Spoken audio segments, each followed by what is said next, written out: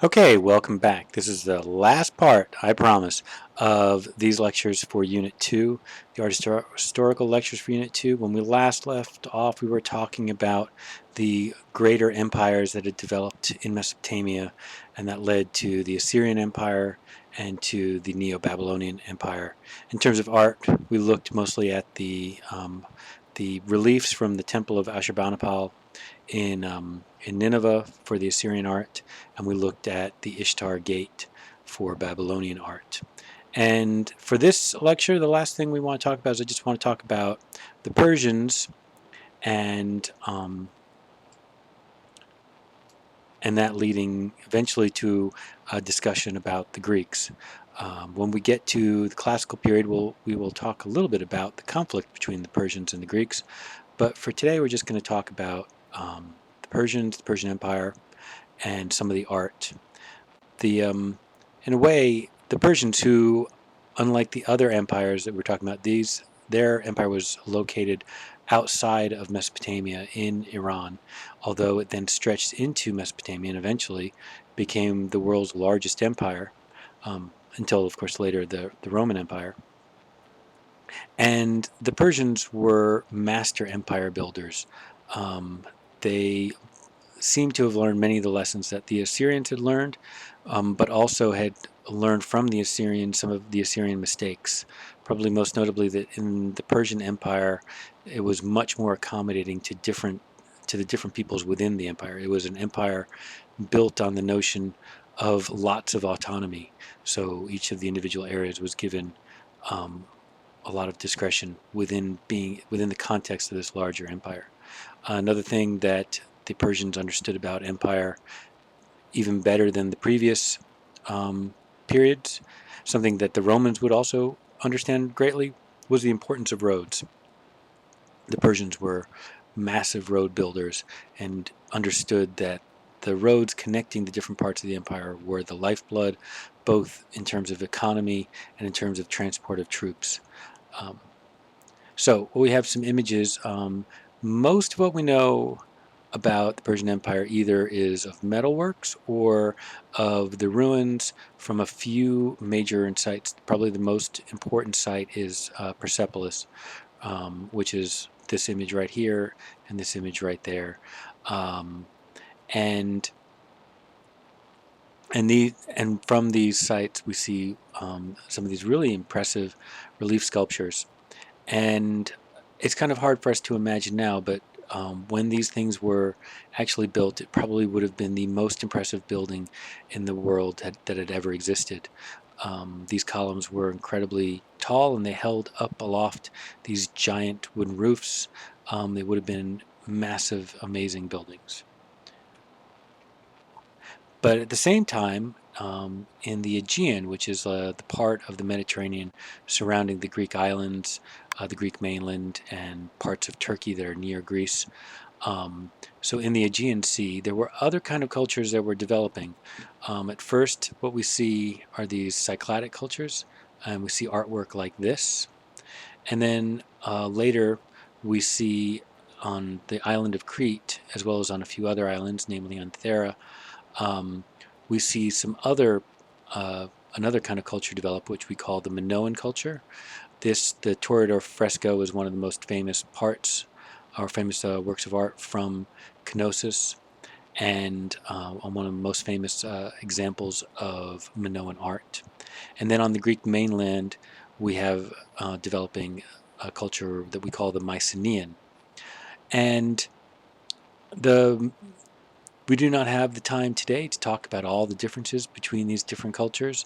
Um, but I guess the main thing that I want to say is the one thing that they all seem to have in common is a much greater amount of freedom compared to the more authoritarian and top-down kind of approach to life and government that we saw in Egypt and in Mesopotamia, and definitely in the later empires like the Assyrians and the Persians.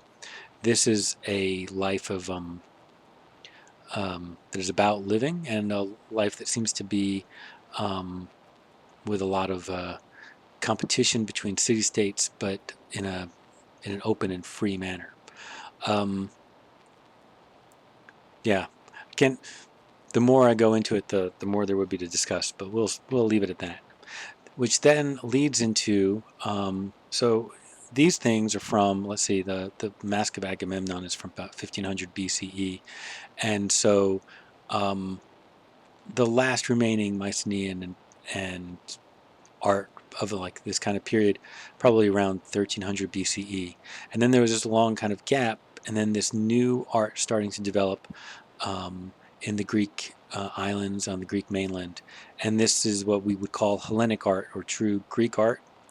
And we start seeing sculptures like this Koros figure. Koros is just Greek for boy. Um, and these Koros figures, which were probably figures of young athletes. Later in Greece, we see the tradition of Koros figures and statues being made in honor of um, athletes. Sometimes in honor of an athlete who died, so a young person who competed in athletic games, but then died later. Um, and so you can kind of see a transition here from this, the New York Koros, which is at the Metropolitan Museum of Art, with a much more closer to Egyptian style, right? Um, the shoulders are much squarer. There's a lot less life and movement in the figure, to the Chrysos Koros, where there's much more, not just a smoothness, but a fluidity to the figure, and a naturalness that is different from any of what we saw in Greek art. We also have some examples of female versions of figures, kore figures, as well. And lastly, I just want to talk about Greek ceramics, because that's what we're going to lead into next. Is we're going to be talking about ceramics working with clay as an art form, and we're going to be talking about, especially about Greek ceramics, quite a bit, because we're going to be talking about issues of figure ground. But at this time, we see this development in Greek ceramics. The Greeks start making lots and lots of ceramics, and we start seeing Greek ceramics appearing all over the world, in place anywhere that the Greeks traded with, because the Greeks were known for producing olive oil and wine, and they would, you know, produce them in these giant size amphoras, and then those would be shipped all over anywhere that the Greeks traded, and then shipped even beyond there. Um, what we have here in these three images is kind of like very quick transition of some of the Greek stages of pottery. This period here, this piece right here, the Diplon amphora, which isn't truly an amphora, but we'll get into that later. This piece right here is an example of the geometric period, and you can tell because it's dominated by this very geometric decoration, and that even the figurative part, the narrative figurative part on it, um, the figures are described in a very kind of geometric style, where like each upper body is just practically a triangle. Then we have this stage, which is called the Orientalizing period, where the Greeks seem to be heavily influenced from the East, primarily from Persia, and from the people like the Lydians and the Hittites, who might have been also influenced uh, by the uh, by the Persians, and now the figures are um, more rounded, more curvilinear. They tend to be in the Orientalizing period. They tend to be mostly animals and less narrative, and the decorations are not as geometric. And then that turns into a period that we call the Black Figure period, where the Greeks kind of take a lot of these influences of the Orientalizing period and then start applying them to their mythology, their stories, which of course involve heroes and gods who are in human form, so lots of human figures. And such as this is a story from the Odyssey, right before the storming of Troy. Achilles and Ajax play a game of dice. And this is Black Figure is called Black Figure primarily because, just like in the Orientalizing period, the way the pot would work is that you'd leave large areas just blank, where you just saw the red clay, and then the potter would paint, or the painter who painted the pot would paint the figures in black, on a black glaze, and then scrape away the lines, to make the light lines on the black. So the figure is black, the space behind it is the red clay, and all the line work is done by scratching away, and that is black figure. And that will lead us right into our discussion about ceramics, which we will start on Wednesday.